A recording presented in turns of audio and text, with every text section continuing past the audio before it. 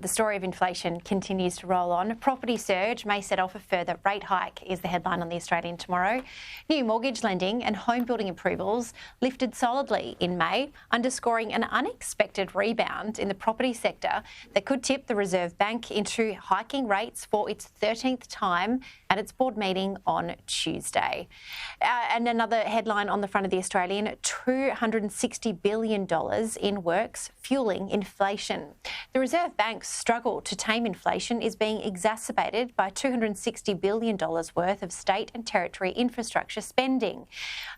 Again, Kel, it is really interesting that we saw on Friday with government announced a $19 billion surplus, saying it's not inflationary, but that's the thing, that when you take the money and take it out of the coffers and put it into big spending products and projects like infrastructure, like roads, like social housing and things like that, of course it's going to have an impact. So you just feel that the RBA is at one hand banging its head against a wall, whereas the government is doing the exact same thing, because we're in this perfect storm of inflation, stagflation, and just getting the economy trying to cool it down a little bit. Well, that's it. I mean, the word you chose then, cool, is a really good word, because that's what inflation is. It's the economy overheating. So we're seeing, and if you keep pumping money in, the economy overheats. There are massive infrastructure projects in both New South Wales and Victoria. In Queensland, you've got the 2032 Olympics, and they're going to pour billions of dollars into that. All of that's going to employ lots of people. It's going to pour a lot of money into the amount of money circulating the economy will get higher.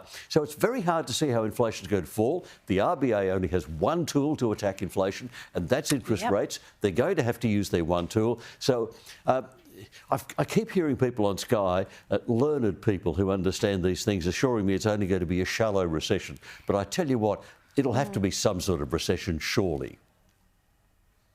Yeah, I think Peter Credlin summed it up so precisely this evening when she said it could even be personal recessions, how homeowners and families deal with it, which was probably even more terrifying.